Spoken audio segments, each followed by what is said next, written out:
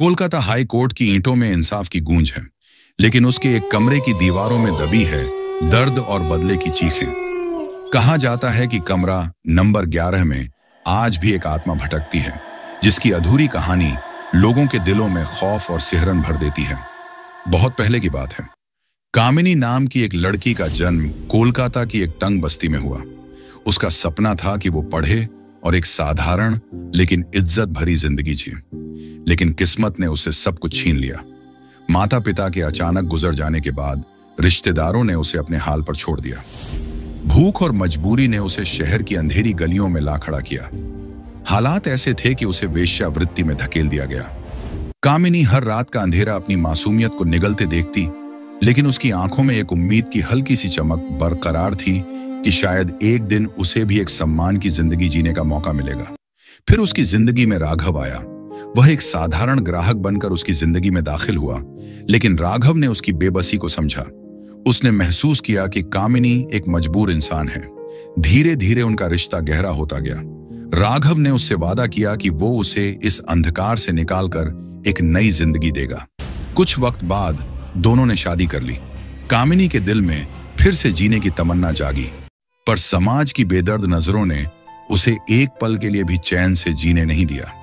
हर रोज लोग उसके अतीत को याद दिलाते और ताने मारते। उसी दिन उसने फैसला किया कि वह अपने नाम से ये दाग हटवाएगी और कोलकाता हाई कोर्ट में अपने सम्मान के लिए याचिका दाखिल की। कोलकाता हाई कोर्ट के कमरा नंबर 11 में कामिनी ने जज के सामने अपनी पूरी कहानी सुनाई। उसकी आवाज में दर्द था, आंखों में आंसू और दिल में इंसाफ की पुकार थी। उसने हाथ जोड़कर जज से विनती की, सिर्फ हालात ने मुझे इस गंदे रास्ते पर चलने को मजबूर किया साहब। मैं भी एक इज्जत भरी जिंदगी की हकदार हूं। कृपया मुझे इस कलंक से आजाद कर दीजिए। लेकिन जज ने उसे ठुकरा दिया। जज ने कहा, तुम जैसे लोग समाज के लिए एक कलंक हो। तुम्हारा अतीत तुम्हारी पहचान है और इस पहचान से तुम कभी मुक्त नहीं हो सकती। उस एक पल ने कामिनी का दिल पूरी तरह तोड़ दिया। उसका दर्द गुस्से में तब्दील हो गया। कुछ दिनों बाद उसकी लाश कोर्ट के बाहर पाई गई, लेकिन उसका चेहरा एक अजीब सी शांति में डूबा था, जैसे वो मरने से पहले ही अपने इंसाफ की तैयारी कर चुकी थी।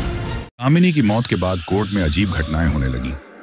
रात के समय कमरा नंबर 11 के पास से गुजरने वाले गार्ड्स और कर्मचारियों को किसी की सिसकियां सुनाई देने लगी। फाइलें अपने आप गिर जाती और लाइट्स झपकने लगती। गार्ड्स का कहना था कि देर रात एक सफेद साड़ी पहने औरत की परछाई गलियारों में दिखाई देती। उसका चेहरा अधूरा और धुंधला था, लेकिन उसकी आंखों में गहरा गुस्सा और दर्द था। जिनकी नजर उससे टकराती वे अंदर तक कांप जाते। कुछ लोग कहते थे कि जब वे उसे देखते तो कानों में उसकी चीखें गूंजती, मुझे इंसाफ चाहिए। कई साल बाद संध्या नाम की एक नई वकील को एक केस की तैयारी के लिए कमरा नंबर 11 में जाना पड़ा। रात का समय था। कोर्ट की सारी लाइट्स बंद थीं।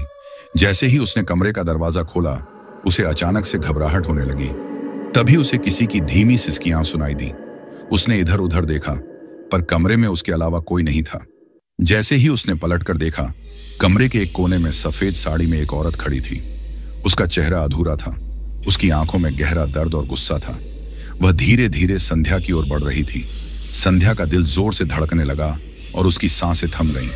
तभी एक भयानक चीख कमरे में गूंज उठी, मुझे इंसाफ चाहिए। संध्या ने दरवाजे की ओर भागने की कोशिश की। दरवाजा खुल गया और संध्या लड़खड़ाते हुए कोर्ट से बाहर निकली। अगले दिन संध्या ने कोर्ट में कामिनी के इंसाफ के लिए याचिका दायर की।